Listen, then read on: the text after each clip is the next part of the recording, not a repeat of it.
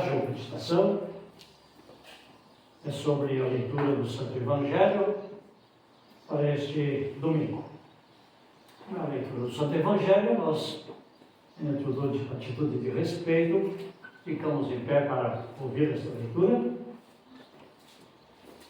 Lucas capítulo 20, versículos 27 até o versículo 40. Evangelho de Lucas, capítulo 20, 27 até 40. Alguns saduceus, os quais afirmam que ninguém ressuscita, chegaram perto de Jesus e disseram: Mestre, Moisés escreveu para nós a seguinte lei: se um homem morrer e deixar esposa sem filhos, o irmão deve casar com a viúva, para terem filhos que serão considerados filhos do irmão que morreu. Acontece que havia 7 irmãos. O mais velho casou e morreu sem deixar filhos. Então o segundo casou com a viúva, e depois o terceiro. E assim, a mesma coisa aconteceu com os 7 irmãos. Isto é, todos morreram sem deixar filhos. Depois a mulher também morreu. Portanto, no dia da ressurreição, de qual dos 7 a mulher vai ser esposa? Pois todos eles se casaram com ela. Jesus respondeu: nesta vida, os homens e as mulheres casam, mas as pessoas que merecem alcançar a ressurreição e a vida futura não vão casar, pois serão como os anjos e não poderão morrer. Serão filhos de Deus porque ressuscitaram. E Moisés mostra claramente que os mortos serão ressuscitados quando fala do espinheiro que estava em fogo. Ele escreve que o Senhor é o Deus de Abraão, o Deus de Isaque e o Deus de Jacó. Isso mostra que Deus é Deus de vivos e não de mortos, pois para Ele todos estão vivos.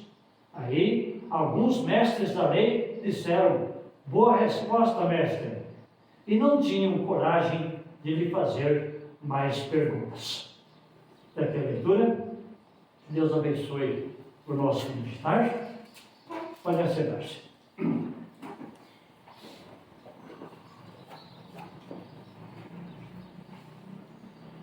A vida aqui é boa, não é mesmo? A gente reclama um pouco, muitas vezes, mas ninguém quer deixar essa vida. A gente quer continuar vivendo durante muito tempo, e até mesmo se busca aí a imortalidade, através de descobertas da medicina, congelando corpos para no futuro poderem voltar a viver, quem sabe, mais tempo ou eternamente, por causa que a medicina vai evoluir. Essas loucuras todas acontecem. Mas a vida em si, ela é tão bonita e tão boa que as pessoas aqui no mundo não querem deixar esta vida. E, aliás, nem estão preocupados com a possibilidade de existir uma outra vida. Se apegam exatamente ao que está aqui, ao que vemos, ao que sentimos, e também querem um Deus que abençoe e proteja eles somente aqui. De prosperidade, saúde, bem-estar, poder. É isso que as pessoas, de forma geral, querem. Não estou falando apenas de nós, ou só de nós, ou nem tanto de nós, os cristãos. Se bem que também nós temos essa dificuldade. E isso aconteceu com os saduceus, aqui na nossa leitura. Os saduceus eram um grupo de famílias de sacerdotes, lá no tempo de entre 970 a 140 a.C. Eles governaram o templo e elegiam, a partir de suas famílias, os sacerdotes que estavam ali, famílias ou familiares de saduceus, né? Descendentes de Sadoc, primeiro grande sacerdote. Então, primeiro dos saduceus, né? Então eles governaram ali mais ou menos 830 anos. Não era um número muito grande, ou não era tão grande como o grupo dos fariseus. Mas os fariseus eram mais aqueles que eram os professores, os mestres da lei, os escribas, que escreviam a palavra de Deus, a Bíblia, enfim, faziam anotações. Mas os saduceus eram os sacerdotes, sumo sacerdote, e a descendência deles continuava sendo, né, sacerdotes também. Então eles prezavam muito por zelar por este dom, esse direito que eles tinham. Da nossa família, dos saduceus, saem os sacerdotes. Então eles estavam preocupados em permanecer, por assim dizer, no poder da época.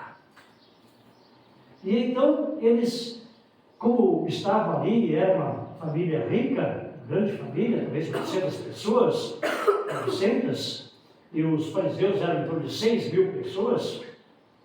Então essa família, digamos assim, esse grupo dos saduceus, não tão grande, era uma família rica, era uma família, um grupo poderoso, um grupo de pessoas que tinham muitos bens. E também eram intelectuais, estudavam, tinham tempo para isso, né? E eram inteligentes. Tanto que eles eram considerados, até hoje estudamos e descobrimos que eles eram bem racionalistas.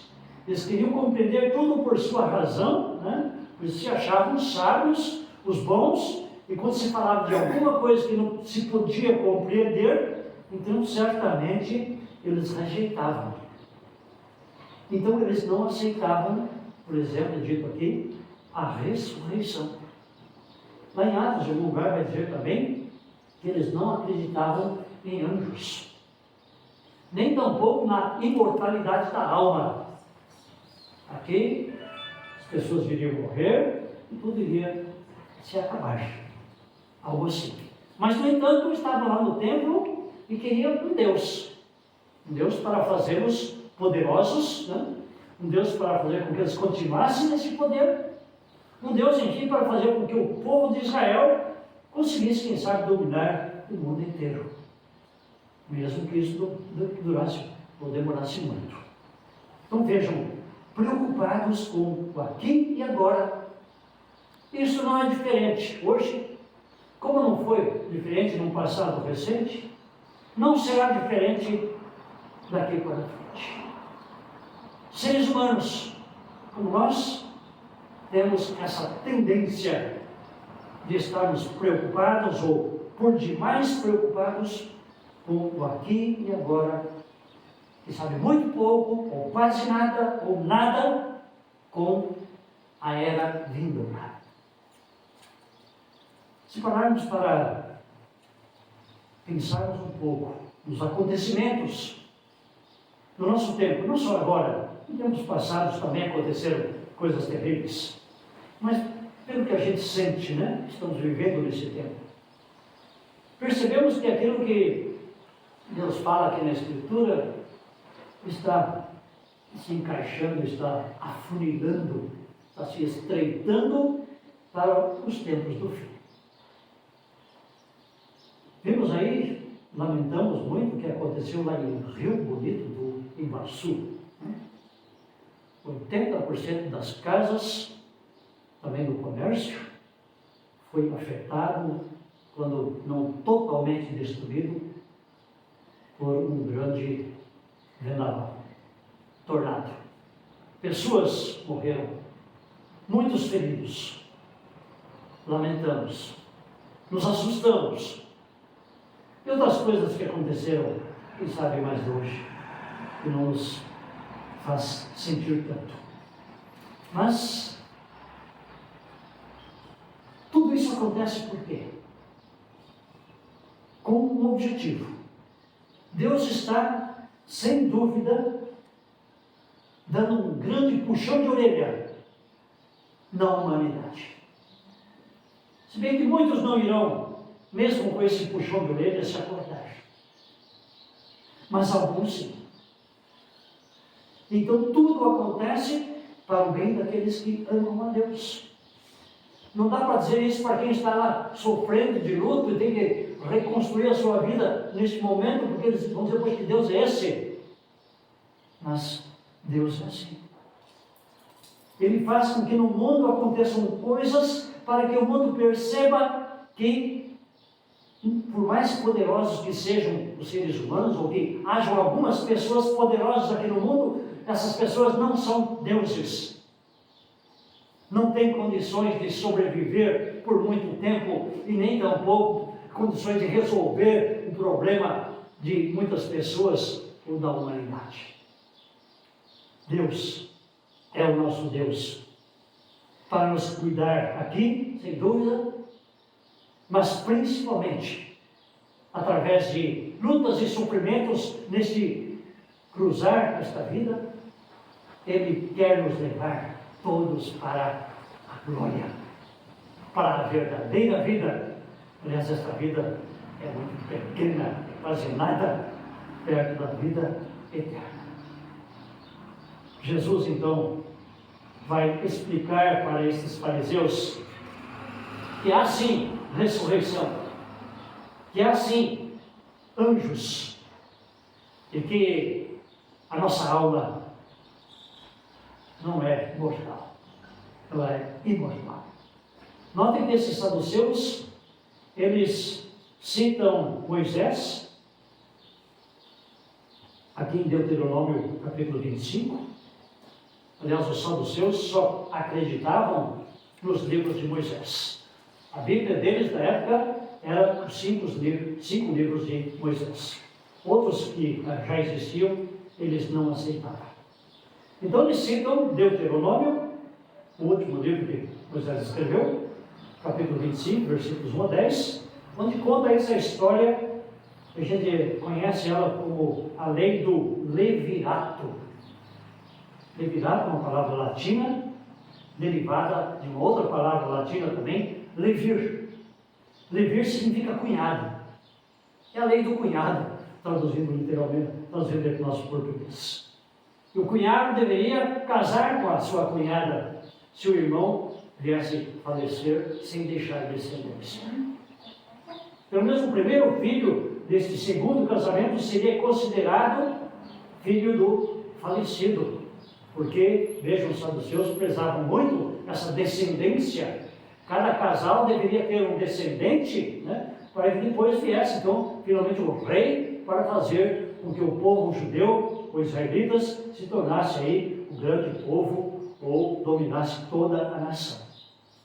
Então esses saduceus inventam uma história, talvez até impossível de acontecer, não diria impossível, mas quase impossível, né? 7 irmãos, todos casarem com a mesma mulher, ninguém ter filhos, e depois a viúva morrer também, sem deixar descendentes.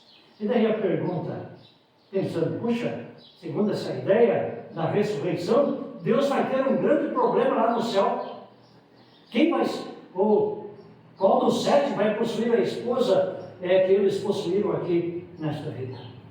Uma só esposa para 7 homens. De qual desses homens essa mulher vai ser esposa lá no céu no dia da ressurreição? Brincando com Jesus, tentando diminuir ou difamar este ensino, esta doutrina sobre a ressurreição. Jesus, que sempre usa também a palavra de Deus, ele foi tentado pelo diabo, relato lá em Mateus 4, quando ele é levado pelo Espírito ao deserto, não? E lá o diabo tenta pelo menos 3 vezes, citando a Bíblia, por sinal, claro, de forma enganosa, de forma errada, como os saduceus aqui interpretam também de forma errada a Escritura. Jesus cita a Escritura para o diabo e para os saduceus a verdade sobre a Escritura.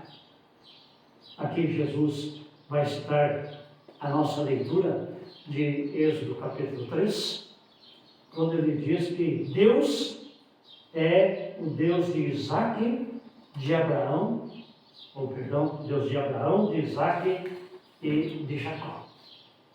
Deus é Deus de Abraão, de Isaac e de Jacó. E Deus é um Deus de vivos. Portanto, Abraão, Isaac e Jacó estão vivos.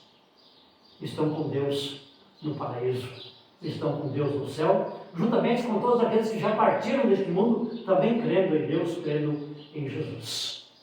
Já demonstrado, conforme a explicação do próprio Senhor Jesus, que Jesus, ou que existe a ressurreição, porque Deus não é Deus de mortos, e sim Deus de vivos.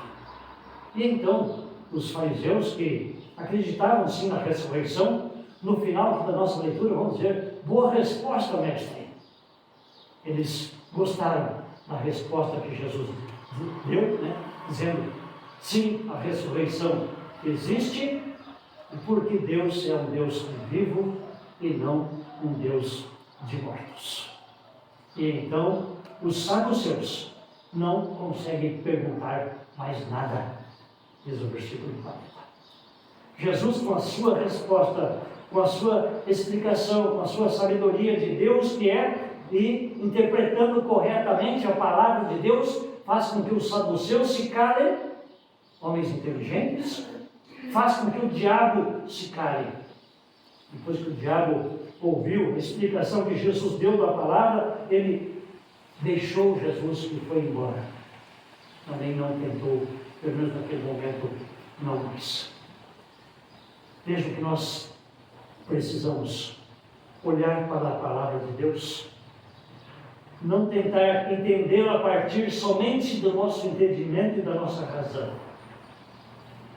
Este compreender, entre aspas, a palavra vai além da nossa compreensão. É preciso muitos ensinos aceitá-los pela fé. Por isso dizemos: o justo vive pela fé. Mais ainda, em nossa leitura, aqui em Êxodo 3, também aqui em nossa passagem, Jesus fala de anjos. Os anjos não existiam na mente dos saduceus. Então eu aproveito para dizer: existe ressurreição, sim, existem anjos, sim, e as almas estão com Deus, são imortais. Ele rebate pelo menos 3 dos equívocos, dos erros nos quais acreditavam estes saduceus. Jesus, em poucas palavras, com muita sabedoria, e usando a própria palavra de Deus, vai fazer com que esses saduceus se calem, ou quem sabe alguns deles possam reconhecer o seu erro e começar a acreditar de forma clara e correta. É o que Jesus quer para cada um de nós também. Ele não quer que vivamos na ignorância. Ele não quer que vivamos apavorados diante de situações difíceis e terríveis que de fato acontecem aqui em nosso meio. Mesmo enfrentando estas situações, Ele nos consola com esse ensino sobre a ressurreição. Porque crendo na ressurreição, nós temos a garantia e a certeza de que estaremos com o nosso corpo, estaremos com os nossos olhos vendo o nosso Deus. E também todos aqueles que, crendo em Jesus, partiram, ou iremos partir, ou com os nossos corpos transformados, estaremos para sempre na verdadeira vida. Aquela vida que Jesus conquistou para nós, aquele lugar que Ele está preparando para nós, e lá Ele quer ter cada um de nós. A promessa que Deus faz a Abraão é que a descendência dele seria como estrelas no céu, como grãos de areia na praia. Incontável. O céu vai estar cheio de gente. E pela ressurreição, nós sabemos que não seremos espíritos voando por lá, mas seremos corpos com o meu corpo, eu com o meu corpo, você com o seu corpo. Eu com os meus olhos, você com os seus olhos. Claro, glorificado, aperfeiçoado, perfeito, mas na presença de nosso Deus, e na presença daqueles que já partiram, que temos saudades deles, sem dúvida. Jó disse isso muito claramente, né? Você já ouviu, mas repetindo. Jó 19, versículos 26 e 27. Mesmo que a minha pele seja toda comida pela doença, ainda neste corpo verei a Deus. Eu o verei com os meus olhos. Esta é a nossa fé. E nós temos esta fé pelo poder e ação do Espírito Santo, que nos faz olhar para esta palavra, para a explicação de Jesus, para os feitos de Jesus, que morrendo na cruz também ressuscita, e a sua ressurreição também a nossa tranquilidade e a garantia da nossa ressurreição. 1 Coríntios, capítulo 15, versículo 19, também versículo 20, vai dizer: se a nossa esperança é em Cristo, ou se queremos um Deus apenas para esta vida, somos as pessoas mais infelizes deste mundo. Pois pessoas sem Deus no mundo se tornam ricos, se tornam poderosos, dominam o mundo, perseguem a igreja. Se nós queremos um Deus apenas para cuidar de nós neste mundo, então não vale a pena. Somos infelizes. Mas a verdade é que Cristo foi ressuscitado, e isso é a garantia de que os que estão mortos também serão ressuscitados. Se não passarmos pela morte, já falamos, não? Teremos nossos corpos transformados, e pela graça de Jesus também estaremos lá sim, com um corpo glorioso, como aqueles que morreram e irão ressuscitar, ou morremos e iremos ressuscitar. Todos estaremos lá com esse corpo glorioso, na presença do Senhor, tão somente porque Ele nos ama, porque Ele nos orienta, porque Ele nos chama pelo Evangelho à verdadeira fé. Não só no fato de que Jesus morreu, ressuscitou, pagou os nossos pecados, mas também que tenhamos a verdadeira fé em outros pontos doutrinários relatados aqui nesta Escritura. Que creiamos também que anjos existem sim. Que creiamos também que a alma de uma pessoa, quando morre, está com Jesus, já no momento da sua morte.